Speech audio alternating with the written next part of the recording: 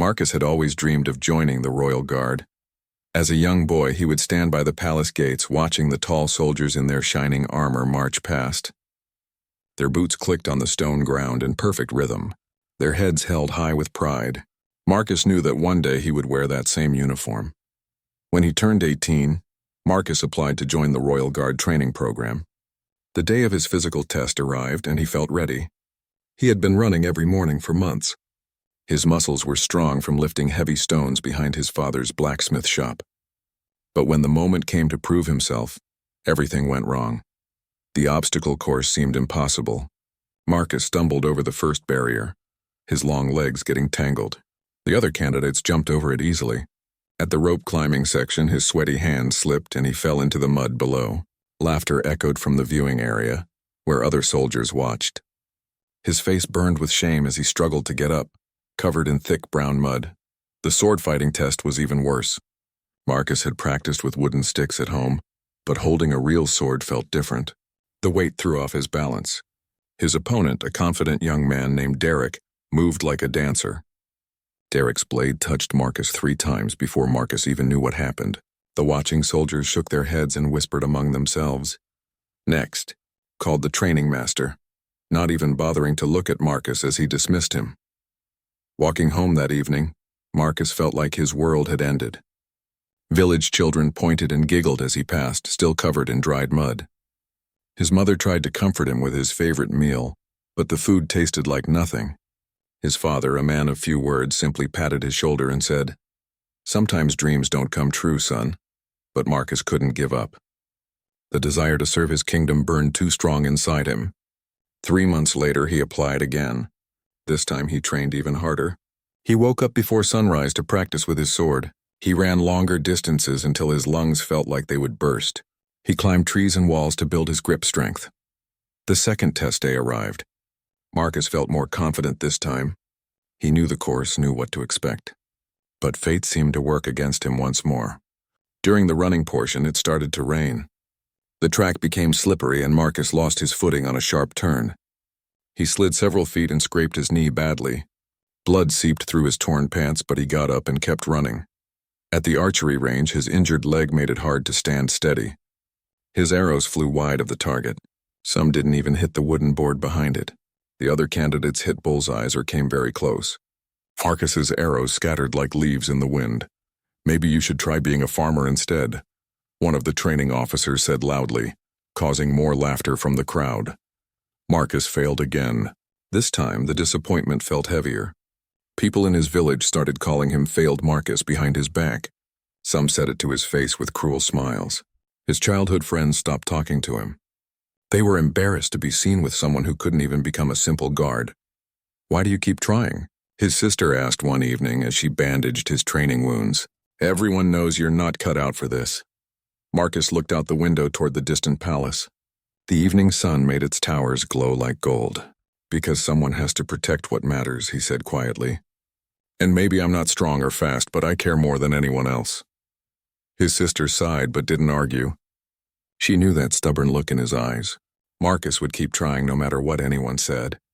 The third attempt came 6 months later. By now, Marcus had become something of a local joke. People would bet on how quickly he would fail this time. Some came just to watch the entertainment. But Marcus had learned something important during his training. He couldn't compete with others in strength or speed, but he could outlast them in determination. This time, when he stumbled on the obstacle course, he got up faster. When his sword work looked clumsy compared to others, he focused on defending himself better. He couldn't win every challenge, but he could finish every challenge. And sometimes that mattered more than people realized. The training master watched Marcus struggle through each test. Unlike the other candidates who seemed to breeze through everything, Marcus fought for every small victory. There was something different about this young man, something that couldn't be measured by how fast he ran or how straight he shot an arrow. As the sun set on the third day of testing, Marcus stood with 5 other candidates who had passed. His scores were the lowest, but he had met the minimum requirements in each area. More importantly, he had shown something that impressed the training master.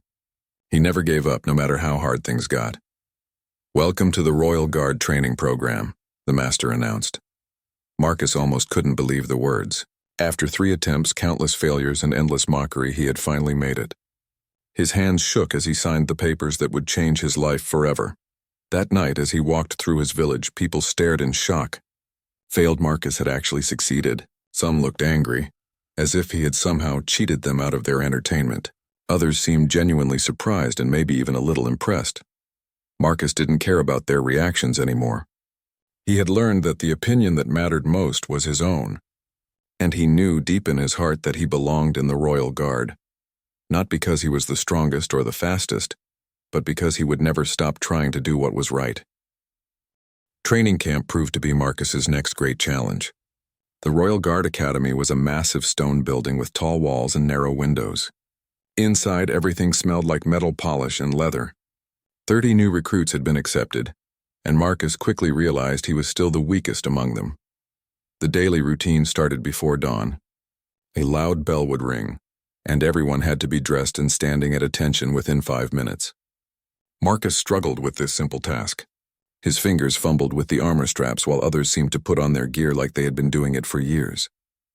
By the time he stumbled outside, the other recruits were already forming neat lines. "You're holding up the entire group, Stonefingers," Sergeant Torres would shout at Marcus almost every morning. The nickname stuck, and soon everyone called him that instead of his real name. Some said it with cruelty, others with tired frustration. Physical training was brutal. They ran for miles carrying heavy packs. Marcus always finished last, his face red and his breathing harsh. While others jogged and talked easily, Marcus pushed himself to just keep moving forward. His legs felt like they were made of lead, but he refused to quit. During sword practice, Marcus faced the same problems he had during testing, but now they happened every day. The instructors paired students against each other, and Marcus lost every single match. His sword felt too heavy in his hands. His movements were slow and predictable. Other students would defeat him in seconds, then move on to fight someone who could actually challenge them. "Maybe you should hold the sword by the handle instead of the blade," Derek said one day after beating Marcus particularly quickly. The other students laughed, but there was no real meanness in Derek's voice. He seemed genuinely puzzled by Marcus's difficulties. Book learning was Marcus's only bright spot. While others struggled to stay awake during lessons about military history and kingdom law, Marcus absorbed every word. He memorized battle strategies and could recite the guard's code of conduct perfectly. His instructors noticed this, but it didn't seem to matter much when he couldn't apply any of it practically. "Knowing theory is nice," Sergeant Torres said after Marcus answered a complex question about defensive formations. "But a real enemy won't wait for you to remember what you read in a book." The worst part was mealtime. The dining hall buzzed with conversation and laughter, but Marcus usually sat alone. Other recruits had formed friendships based on shared successes and mutual respect. Marcus had nothing to offer these relationships.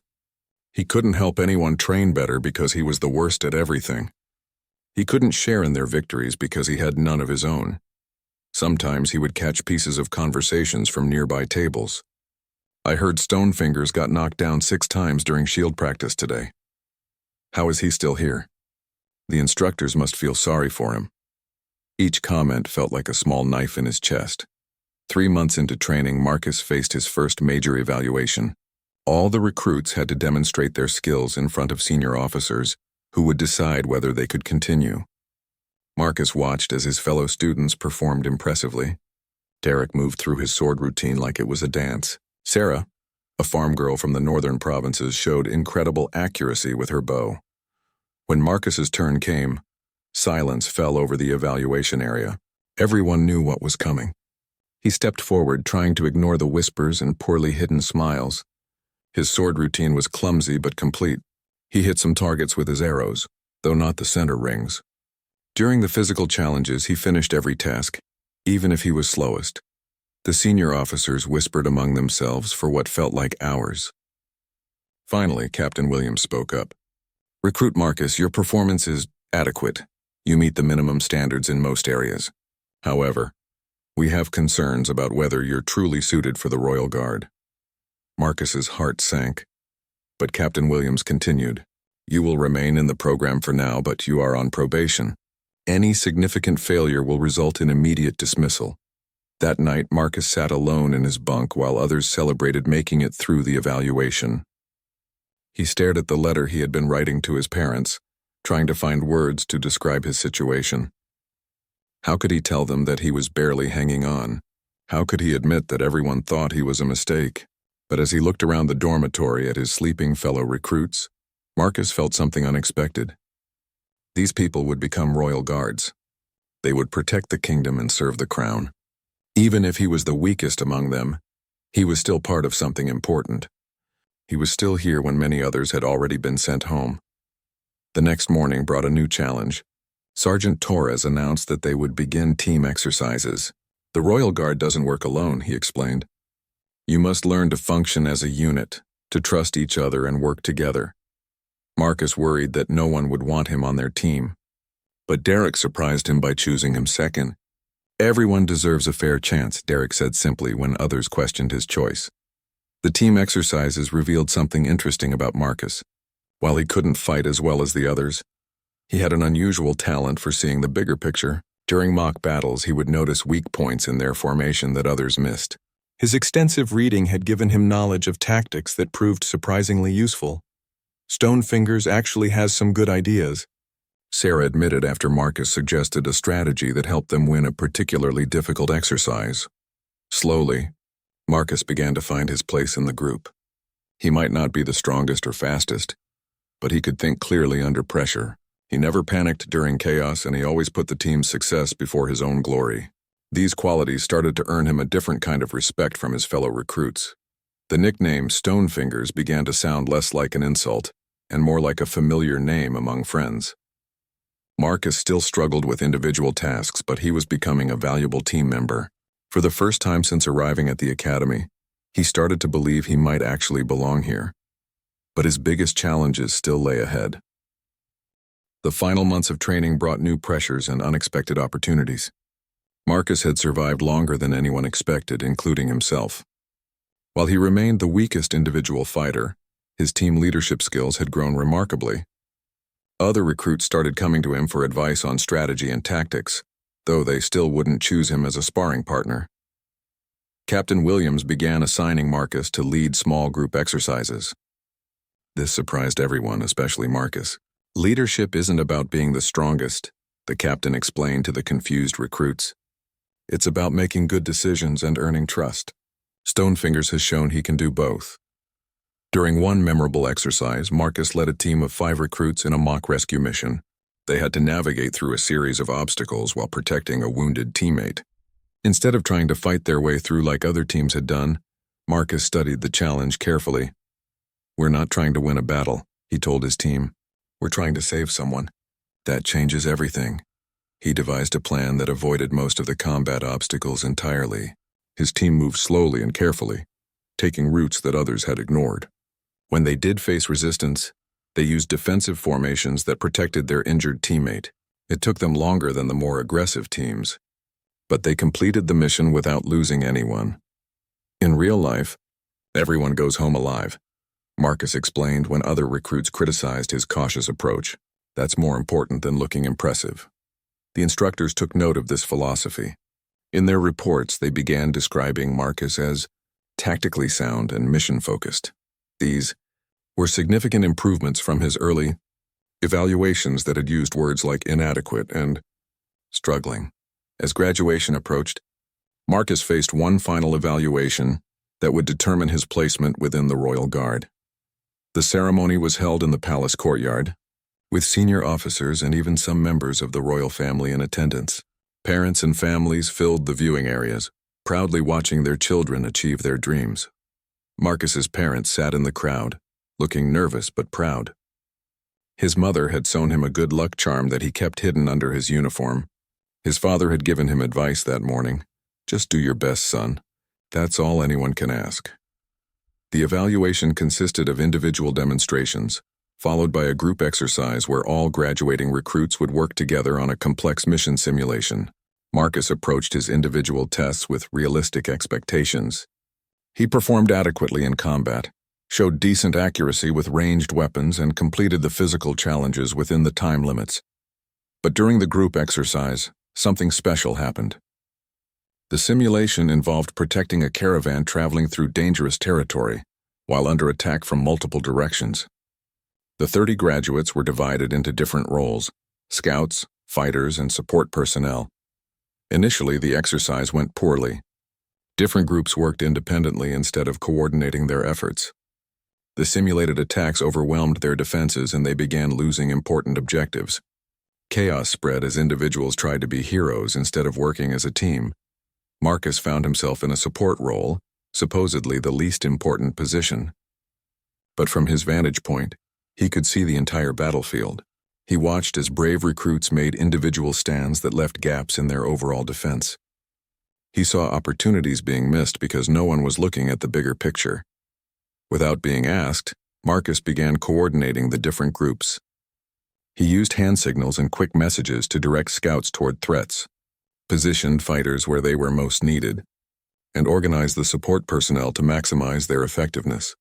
"Derek, pull back 50 feet and form a line with Sarah's group," he called out during the heat of the simulation. "You're both fighting the same enemy from different angles and getting in each other's way." His tactical knowledge proved invaluable as the exercise continued. Marcus had studied historical battles that were similar to their current scenario. He knew which formations worked best in different situations and how to adapt when circumstances changed. Gradually, the chaos transformed into coordinated action. The graduates began working as a unified force instead of 30 individual fighters. They started winning back lost ground and successfully protecting their objectives. By the end of the exercise, they had achieved a victory that their instructors later described as exceptional. After the simulation ended, something unprecedented happened. Derek, who had become the unofficial leader of their graduating class, approached Marcus in front of everyone. Instead of shaking his hand or offering congratulations, Derek did something that shocked the entire assembly. He saluted Marcus, not the casual salute they gave to instructors, but the formal salute reserved for superior officers. One by one, other graduates followed Derek's lead. Soon all 30 future Royal Guards were standing at attention, saluting the recruit who had been mocked as stone fingers for most of their training. The watching officers and families didn't understand what was happening, but the graduates knew. They recognized that Marcus had just demonstrated the kind of leadership that could save lives in real situations. His tactical thinking and selfless coordination had turned a failing exercise into a remarkable success. Captain Williams stepped forward, his face serious. "What's happening here?" he demanded. Derek spoke for the group. "Sir, we're recognizing the person who led us to victory. Marcus saw what we couldn't see and helped us work as the team we're supposed to be." The captain looked at Marcus, who stood overwhelmed and slightly confused by the attention. After a long moment, Captain Williams nodded slowly. "Interesting," he said quietly. "Very interesting indeed." That evening, as the graduates celebrated their success, Marcus finally felt like he truly belonged. The mockery and doubt hadn't disappeared entirely, but something had changed. His fellow guards now saw him as someone who could contribute in ways that raw fighting ability couldn't measure. But none of them knew that this moment of recognition was just the beginning of Marcus's real story. The challenges that would define his true worth were still waiting in his future, and they would be far more serious than any training exercise. His greatest test would come not in the practice yards of the academy, but in the real world where the stakes were life and death, and where true honor would reveal itself in the most unexpected ways. Marcus's graduation from the Royal Guard Academy was a quiet affair for him personally, despite the ceremony's grandeur. While his classmates received prestigious assignments at the palace or important government buildings, Marcus was assigned to the eastern gate of the capital city. It was considered the least important post in the Royal Guard, where nothing significant ever happened. "Don't take it personally, Stonefingers," Derek said as they reviewed their assignments together. "Everyone knows you earned your place here. Sometimes the best people get quiet posts where they can really learn the job." But Marcus knew the truth. The commanders still saw him as the weakest graduate, suitable only for routine duty where his limitations wouldn't matter. The Eastern Gate handled mostly farmers bringing produce to market and merchants with small goods. No foreign dignitaries, no important ceremonies, no real responsibility. His new sergeant, a weathered veteran named Rodriguez, made the situation clear on Marcus's first day. "Look, kid, I know your story. Everyone does. You worked hard to get here, and I respect that. But this isn't the academy anymore. Out here, mistakes can get people killed. Rodriguez showed Marcus around the gate area, explaining the daily routines. We check documents, inspect suspicious cargo, and watch for anything unusual. It sounds simple, but you'd be surprised how many small problems can become big ones if you're not paying attention. The work was indeed routine, but Marcus approached it with the same careful attention he had shown during training. While other guards chatted casually with regular merchants or waved familiar faces through without inspection, Marcus maintained proper procedures. He checked every document thoroughly and asked appropriate questions about cargo and destinations. You don't have to examine every turnip cart like it might contain enemy spies, Rodriguez said after watching Marcus spend 10 minutes inspecting a farmer's vegetable delivery. I know, Sergeant, Marcus replied, but doing things right in small situations teaches you to do them right in big ones. His fellow gate guards found Marcus's thoroughness amusing at first, then mildly annoying. They had developed efficient shortcuts that got people through the gate quickly without causing delays. Marcus's by-the-book approach slowed down their smooth system. Relax, Marcus, said Guard Peters, who had been working the eastern gate for 3 years. Nothing exciting ever happens here. Save your energy for when it matters. But Marcus couldn't shake the feeling that every moment mattered. His military history studies had taught him that major disasters often started with small overlooked details. A careless guard missing a disguised spy, an uninspected wagon carrying weapons, a forged document that should have been caught. 3 months into his assignment, Marcus's attention to detail uncovered his first significant problem. A merchant named Holloway had been coming through the gate twice weekly for years, always carrying fine cloth and jewelry from the southern provinces. His papers were always in order and the guards knew him by sight. But Marcus noticed something others had missed. Holloway's recent cargo manifests showed he was carrying the same expensive items as always, but his wagons rode lower than they should have for cloth and jewelry. The weight distribution suggested something much heavier, hidden beneath the legitimate goods. Sergeant Rodriguez, Marcus reported after his shift, I think we should do a complete inspection of Holloway's next delivery. Rodriguez sighed. Marcus, Holloway has been coming here for 5 years. His papers are always perfect, and we've never found anything unusual. You're seeing problems where none exist. Maybe, Marcus agreed. But something doesn't feel right. Would you at least let me do a more thorough check next time? Against his better judgment, Rodriguez agreed. When Holloway arrived the following week, Marcus conducted the most complete inspection of his career. He carefully examined every piece of cloth, checked the wagon's hidden compartments, and even measured the vehicle's weight distribution, hidden beneath false bottoms in 3 different cargo containers. Marcus found over 50 pounds of a rare mineral called dragonstone. It was an essential component for making extremely powerful weapons, and its export from the kingdom was strictly forbidden. Holloway had been smuggling it out for months, possibly years. The discovery led to a major investigation that uncovered an entire network of weapons dealers operating across the region. Holloway's arrest prevented dangerous weapons from reaching enemy forces that were apparently planning attacks on border settlements. Rodriguez looked at Marcus with new respect after the investigation concluded. I owe you an apology, kid, and maybe I need to start paying more attention to details myself. Word of Marcus's discovery spread through the Royal Guard command structure. Captain Williams personally visited the Eastern Gate to commend Marcus for his diligence. This is exactly the kind of vigilance that protects our kingdom, the captain said. You've shown that every post matters, no matter how routine it might seem. But not everyone was impressed. Some guards at other posts grumbled that Marcus had made them look bad by being too thorough.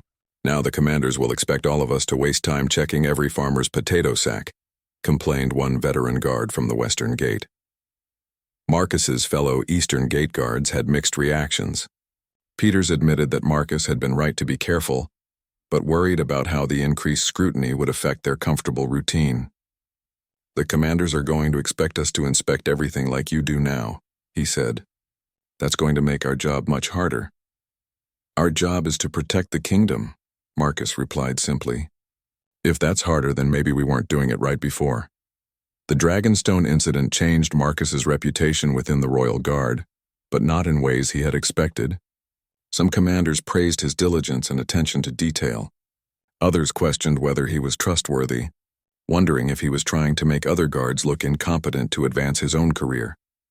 Marcus found himself caught between respect and suspicion, success and isolation.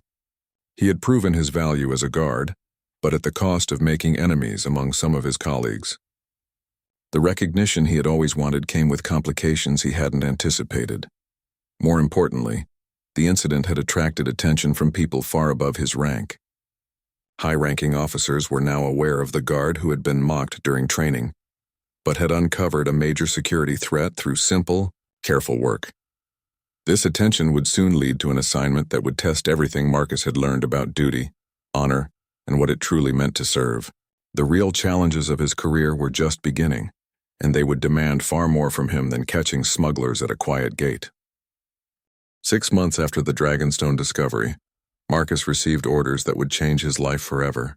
He was being transferred from the Eastern Gate to serve as part of a special escort mission. Field Marshal Catherine Blackwood, one of the kingdom's most decorated military leaders, was traveling to the northern border to inspect defensive positions. She had specifically requested Marcus for her security detail. Why would the Field Marshal ask for me? Marcus wondered aloud when Rodriguez delivered the orders. Word travels fast in military circles, his sergeant explained. Your attention to detail has been noted at very high levels. Marshal Blackwood apparently values guards who actually do their jobs properly. The assignment filled Marcus with both pride and terror. Field Marshal Blackwood was a living legend, a woman who had won 3 major battles and negotiated 2 crucial peace treaties. She was known for her brilliant military mind and her impossibly high standards. Serving on her personal guard was an honor typically reserved for the most elite royal guards. Marcus arrived at the assembly point to find 5 other guards who would make up the escort team. To his surprise, Derek was among them, along with 3 other graduates from their academy class and 1 veteran guard named Captain Hayes, who would lead the mission. Stonefingers. Derek greeted him with genuine warmth. I was hoping you'd be on this detail. The Marshal specifically asked for guards with exceptional observational skills. Everyone knew she meant you. The mission briefing revealed that Field Marshal Blackwood would be traveling through potentially dangerous territory. Intelligence reports suggested possible rebel activity in the northern provinces, though nothing had been confirmed. Their job was to ensure her safety while maintaining a low profile that wouldn't interfere with her inspections. The Marshal is not a typical officer, Captain Hayes explained to the team. She values competence over ceremony, results over rigid protocol. Do your jobs well and she'll respect you. Try to impress her with unnecessary formality, and she'll see right through it. When Marcus first met Field Marshal Blackwood, he was struck by how different she was from what he had expected. Rather than the stern, intimidating figure he had imagined, she was a woman of medium height with intelligent eyes and a direct manner of speaking. She wore her uniform without excessive decoration and carried herself with quiet confidence rather than showiness. So you're the guard who caught the Dragonstone smugglers, she said when Captain Hayes introduced Marcus. Good work. That kind of attention to detail is exactly what I need on this mission. The journey north began smoothly enough. Field Marshal Blackwood traveled in a simple carriage with minimal military escort to avoid drawing attention. The guards rode alongside, maintaining careful watch over their surroundings, while trying to appear like ordinary travelers. Marcus found himself studying every person they passed, every unusual movement in the forest they traveled through, every detail that seemed out of place. His experience at the Eastern Gate had taught him that threats often came disguised as routine occurrences. On the second day of travel, Marcus noticed something that bothered him. They had passed 3 different groups of merchants heading south, all claiming to be traveling from different cities. But Marcus observed that their horses showed similar wear patterns. Their wagons had matching construction details, and 2 of the supposed strangers had unconsciously used the same unusual phrase when greeting the Field Marshal's party. Captain Hayes, Marcus reported privately. I think some of those merchants we passed might have been the same people in different disguises. Hayes looked skeptical. That seems unlikely, Marcus. Why would merchants disguise themselves multiple times just to look at us? To count our numbers, study our movements, and plan an ambush, Marcus replied quietly. The captain considered this possibility. Field Marshal Blackwood was an extremely valuable target for rebels or enemy agents. If someone wanted to capture or kill her, they would need detailed intelligence about her escort's capabilities and routines. Hayes decided to take Marcus's concerns seriously. He altered their route slightly and increased their vigilance without making their suspicions obvious. He also quietly informed Field Marshal Blackwood about the potential threat. That evening, as they made camp in a wooded area, Marcus volunteered for the first watch duty. His fellow guards were tired from the day's travel, but Marcus felt restless and alert. Something about their situation felt wrong, though he couldn't identify exactly what. Around midnight, Marcus's careful observation paid off. He spotted movement in the trees that was too coordinated to be natural. Dark figures were positioning themselves around their camp, moving with military precision. Marcus counted at least 12 attackers, far more than their 6-person escort could handle in direct combat. Instead of raising an immediate alarm that would trigger a battle they couldn't win, Marcus quietly woke Captain Hayes and explained what he had observed. Together, they developed a plan that relied on stealth and misdirection, rather than fighting. Working silently, they woke Field Marshal Blackwood and the other guards. Instead of trying to defend their current position, they would use a tactical withdrawal that Marcus had read about in his military history studies. The goal was to escape without engaging in combat that would put the field marshal at risk. Using hand signals and moving with extreme care, the escort team gathered their essential supplies and began withdrawing from the camp. They left their fire burning and arranged their bedrolls to look like sleeping figures. This deception would buy them precious time before the attackers realized their targets had escaped. Field Marshal Blackwood followed their lead without question, trusting the judgment of guards she had only recently met. Her confidence in their abilities gave Marcus strength as they moved through the dark forest, avoiding the positions where he had spotted the enemy. The escape was successful, but barely. As they reached a safe distance, they heard shouts and commotion from their abandoned camp as the attackers discovered the deception. By dawn, the escort team and field marshal had reached a military outpost where they could request additional security for the remainder of their journey. "Your observation skills may have saved my life last night," Field Marshal Blackwood told Marcus as they waited for reinforcements. "And your tactical thinking turned a potential disaster into a successful withdrawal. Where did you learn to think like that?" Marcus felt embarrassed by her praise. "I just read a lot of military history, Marshal, and I've learned to pay attention to things that seem out of place." Field Marshal Blackwood studied him carefully. "You have unusual instincts for a guard who was reportedly mocked during training. Sometimes the people who struggle most to achieve something understand its true value better than those who find it easy." Her words meant more to Marcus than any commendation or medal could have. For the first time in his military career, he felt like someone truly understood what he had to offer. Not despite his struggles, but because of them. The remainder of their mission proceeded without incident, but Marcus knew that something fundamental had changed. Field Marshal Blackwood had seen him not as the failed recruit who barely graduated, but as a valuable soldier whose unique perspective could make the difference between success and disaster. When they returned to the capital, Marcus expected to be sent back to his routine post at the Eastern Gate. Instead, he received new orders that would elevate him far beyond anything he had ever imagined possible.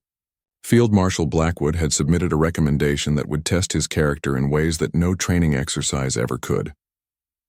3 weeks after returning from the Northern Mission, Marcus received the most surprising orders of his military career. He was being promoted to senior guard and assigned to the palace security detail. More shocking still, Field Marshal Blackwood had requested him personally for a special assignment that would put him directly under her command.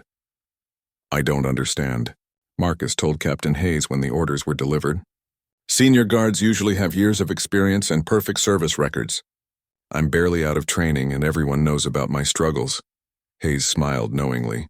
"Sometimes the best qualifications aren't the ones written on paper, son. Field Marshal Blackwood sees something in you that others have missed. Don't question it too much, just do your best to prove her right." Marcus's new position came with responsibilities he had never imagined. Instead of checking documents at a gate, he was now part of the elite team protecting the kingdom's most important military leader. His fellow palace guards included some of the most respected soldiers in the royal guard, men and women who had earned their positions through years of distinguished service. The adjustment was difficult. Many of his new colleagues questioned whether Marcus deserved his rapid promotion. Some whispered that Field Marshal Blackwood was playing favorites, that she had been impressed by one lucky observation and was making a mistake by elevating an inexperienced guard to such an important position. We'll see how long stone fingers last when real pressure comes. Marcus overheard one veteran guard saying to another, "The palace isn't some quiet gatepost where you can take your time thinking through every little detail." But Field Marshal Blackwood had specific plans for Marcus that went beyond typical guard duties. She began including him in strategic planning sessions, asking for his input on security arrangements and threat assessments. His different perspective, shaped by his struggles and careful study, provided insights that more traditional military minds sometimes missed. "Tell me what you see when you look at this map," Field Marshal Blackwood said during one planning session. They were reviewing defensive positions along the kingdom's eastern border, where intelligence reports suggested possible enemy buildup. Marcus studied the map carefully, applying the same methodical attention he had used at the gate. "The positions look strong individually, Marshal, but there are gaps between them. If I wanted to attack, I wouldn't try to overcome any single fortress. I'd find ways to slip between them and attack from behind." His analysis led to significant changes in the defensive strategy, adjustments that would prove crucial in the months to come. Field Marshal Blackwood began relying more heavily on Marcus's tactical insights, much to the surprise and sometimes resentment of more senior officers. The turning point came during the annual Royal Guard inspection ceremony. This was the military's most important public event, where the kingdom's finest soldiers demonstrated their skills before the royal family, foreign dignitaries, and thousands of citizens. Every movement had to be perfect, every formation flawless. Marcus had never participated in such a grand ceremony. The scale was overwhelming, with hundreds of guards performing complex maneuvers in perfect synchronization. He was assigned to a supporting role, helping coordinate between different units during the demonstrations. Everything went smoothly until the final event, a mock battle simulation that showcased the Royal Guard's combat capabilities. The scenario involved defending the palace from a simulated enemy attack, with different units working together to repel the invaders. Halfway through the demonstration, Marcus noticed something that made his blood run cold. A group of performers playing enemy soldiers had separated from the main mock battle. They were moving toward the VIP viewing area, where Field Marshal Blackwood sat with other high-ranking officials. Their movements were too purposeful, too coordinated for actors following a rehearsed script. Marcus realized that real attackers had somehow infiltrated the ceremony, disguising themselves among the performers. They were now in position to strike at the kingdom's military leadership, while everyone's attention focused on the staged battle happening elsewhere. He had seconds to act. The attackers were almost in position, and shouting a warning would only alert them that their cover was blown. Instead, Marcus did something that went against every protocol he had ever learned. He broke formation and ran directly toward Field Marshal Blackwood, drawing his sword as he moved. To everyone watching, it appeared that a royal guard was attacking the kingdom's most respected military leader. Gasps of horror rose from the crowd as Marcus raised his weapon. But instead of striking at Field Marshal Blackwood, Marcus spun and engaged the disguised attackers who had been approaching from behind her position. His sword met the blade of an assassin who had been raising his weapon to strike at the unsuspecting marshal. The next few moments were chaos. Other royal guards, initially confused by Marcus's actions, quickly realized what was happening when they saw him fighting genuine enemies rather than participating in the mock battle. Real combat erupted in the midst of what was supposed to be a peaceful ceremony. Marcus found himself facing 3 attackers simultaneously. His sword work, which had been so clumsy during training, was now driven by desperate necessity. He wasn't trying to look impressive or win points in a competition. He was fighting to protect someone he deeply respected, and that purpose gave strength to movements that had once seemed weak and uncertain. Field Marshal Blackwood, understanding the situation immediately, began directing other guards to secure the area and protect the civilian spectators. Her calm leadership in the midst of the crisis helped prevent panic from spreading through the crowd. The battle was brief, but intense. The attackers were skilled, but they had lost the advantage of surprise. Within minutes, royal guards had surrounded and overwhelmed them. 2 attackers were captured alive, while 3 others were killed in the fighting, including the one Marcus had engaged first. As silence fell over the ceremony grounds, thousands of eyes turned toward Marcus. He stood breathing heavily, his uniform torn and bloodied, his sword still in his hand. The crowd didn't understand exactly what had happened, but they could see that this young guard had somehow prevented a disaster. Field Marshal Blackwood approached Marcus slowly, her face serious. The entire assembly watched in absolute silence, waiting to see how she would respond to a guard who had broken protocol so dramatically, even if it was to save her life. When she reached Marcus, Field Marshal Blackwood did something that no one expected. She came to attention and rendered the most formal, respectful salute that military regulations allowed. It was the salute that junior officers gave to their superiors, the acknowledgement of someone who had demonstrated exceptional honor and courage. "You saved my life," she said clearly, her voice carrying across the silent ceremony grounds. "More than that, you demonstrated the highest ideals of the Royal Guard. You saw danger that others missed. You acted without regard for your own safety, and you put duty above protocol when it mattered most."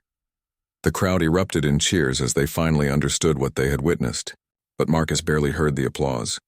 He was focused on Field Marshal Blackwood's words, and on the realization that his long journey from failed recruit to respected guard was finally complete.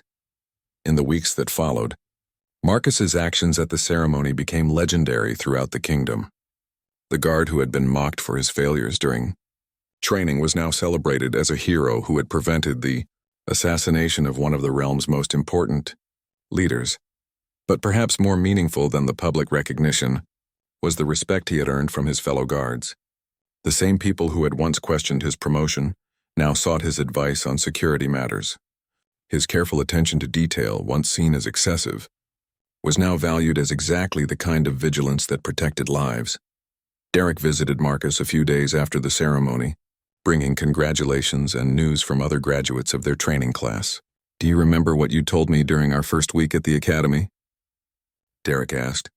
"You said that someone had to protect what mattered, and maybe you weren't strong or fast, but you cared more than anyone else." Marcus nodded, remembering that conversation from what seemed like a lifetime ago. "You were right," Derek continued. "All the strength and speed in the world doesn't matter if you don't care enough to use them properly. You've shown all of us what it really means to be a royal guard." Marcus looked out the window of his quarters toward the palace courtyard, where he had once struggled through training exercises. The young man who had failed his first tests and been mocked by his peers seemed like a different person now.